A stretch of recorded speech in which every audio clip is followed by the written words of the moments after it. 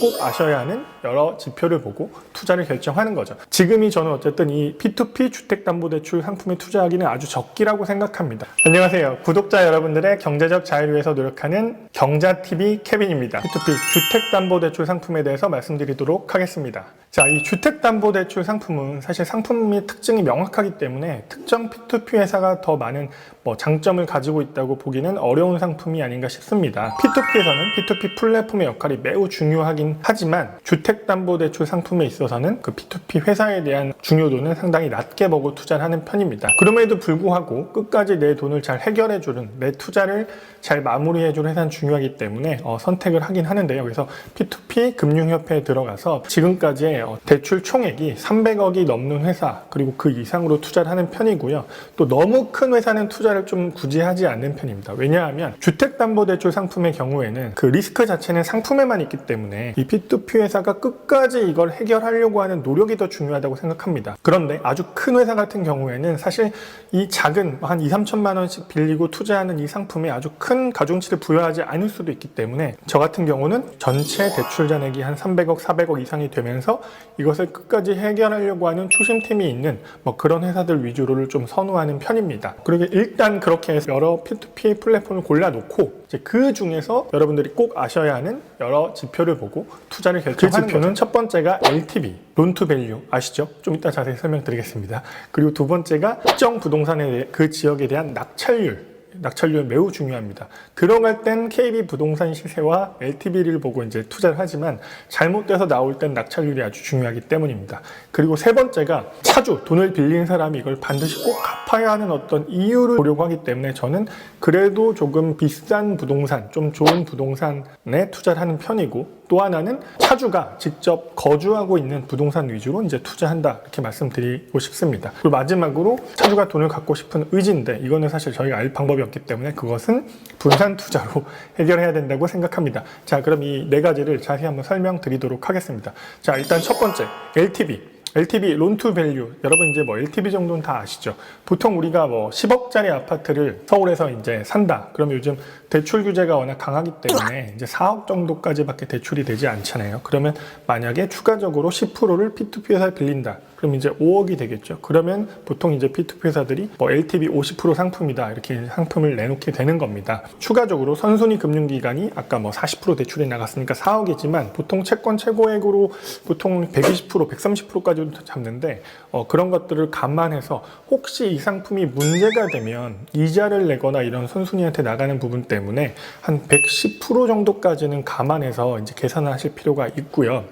저 같은 경우는 보통 이 LTV 75%를 기준으로 저는 생각을 하는 편입니다. 이제 75% LTV를 기준으로 넘어가는 상품은 조금 투자를 좀 꺼리는 편인데, 다만 기준이 있습니다. 75%가 그러니까 LTV가 넘어가도 딱 검색을 해서 내가 정말 살고 싶은 지역인지, 이쪽 아파트가 떨어지더라도 크게 문제가 없는 지역인지, 또는 동호수가 매우 커서 이미 사람들이 생각하기에 주거로 매우 적당하다고 생각하는 지역인지를 좀 따져서 LTV를 80, 81%까지는 오히려 늘려서 잡기도 하고요. 반면에 또 75를 기준으로 삼았지만 이제 조회를 해봤을 때 이 지역은 지금 약간 부동산 경기가 좋지 않다거나, 또는 그 지역의 어떤 특정 상황이 좀 위험하다 그러면 뒤에서 또 설명드릴 부분이지만 75라고 삼았지만 한 73, 72, 70까지 좀 이제 낮춰서 투자를 하고 있습니다. 자, 바로 두 번째, 낙찰률입니다. 낙찰률이 사실 좀 전에 말씀드린 LTV에도 상당히 중요한 영향을 미칠 것 같습니다. 왜냐하면 결국 들어갈 때는 저희가 KB 시세 이런 기준으로 해서 LTV를 보고 안전하다, 안전하지 않냐를 판단하지만, 나올 때는 사실 낙찰률이 매우 중요할 수 있잖아요. 그죠?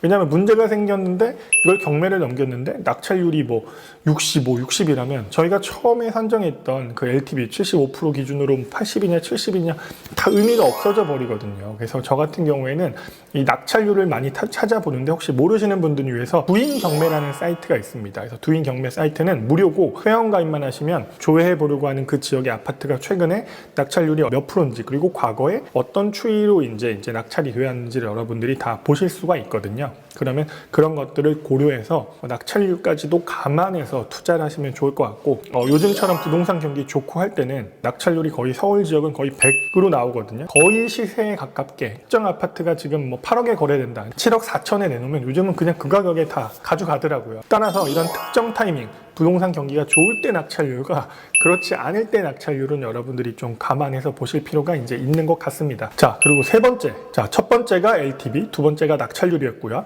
그리고 차세가 돈을 갚으려고 하는 의지를 어떻게 데이터화할 것이냐. 저 같은 경우는 여러 이제 상품들을 보고 LTV 조건, 낙찰률 다 따지지만, 그럼에도 불구하고 저는 굳이 세입자가 들어가서 살고 있는 아파트나 이런 주택담보상품은 투자하지 않는 편입니다. 왜냐하면 우리나라 이 사람들 얼마나 책임감이 강합니까? 가족들을 사랑하고. 그렇기 때문에 거주하고 있는 곳을 담보로 대출받았을 때 그것을 갚고자 하는 의지가 저는 훨씬 강할 거라고 일단 기본적으로 생각을 하기 때문에 거주하고 있는 곳 위주로 저는 투자를 하고 있고요.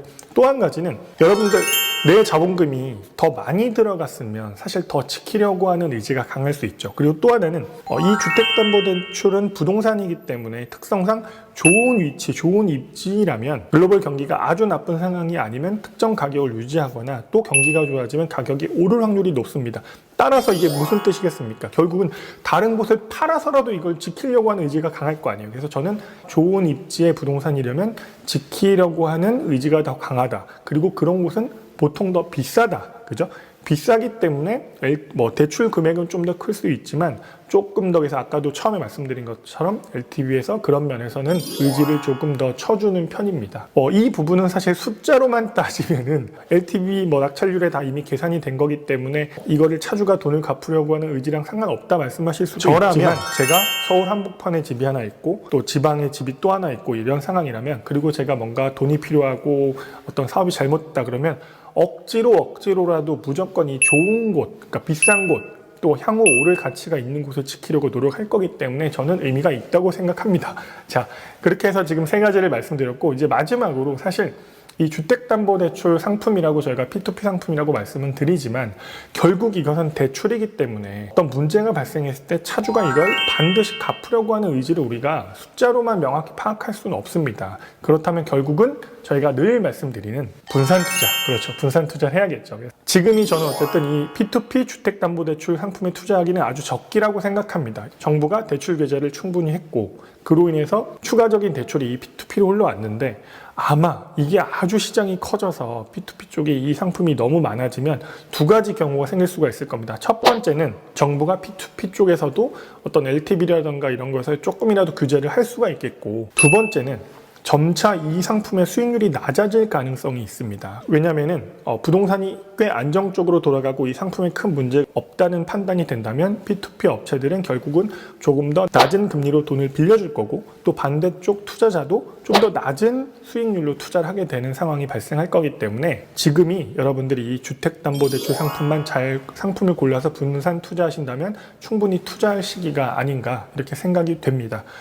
이미 지금 아주 큰 회사들, 큰 P2P 회사들의 경우에는 지금 대출도 조금 싸게 나가고 투자 수익률도 지금 낮추고 있거든요. 이 상품에 대해서 처음 말씀드린 것처럼 아주 큰 회사보다는 바로 아래 회사들이 지금 좀 더 매력적인 수익률을 이제 제시하고 있고, 문제가 됐을 때 이것을 반드시 해결해야 되는 의지도 더 강할 수 있기 때문에 그런 업체들을 선별해 놓으시고 그 업체들이 올리는 주택담보대출 상품을 주시하고 있다가 기준에 맞는 투자를 하면 되겠죠. 세 가지, LTV, 낙찰률, 그리고 차주가 반드시 갚아야 하는 의지를 파악하는 수치, 마지막으로 분산투자. 자, 이 네 가지를 통해서 성공적인 P2P 주택담보대출 투자하시기를 제가 응원하겠습니다. 자, 이상 구독자 여러분들의 경제적 자유를 위해서 노력하는 경자TV 케빈이었습니다.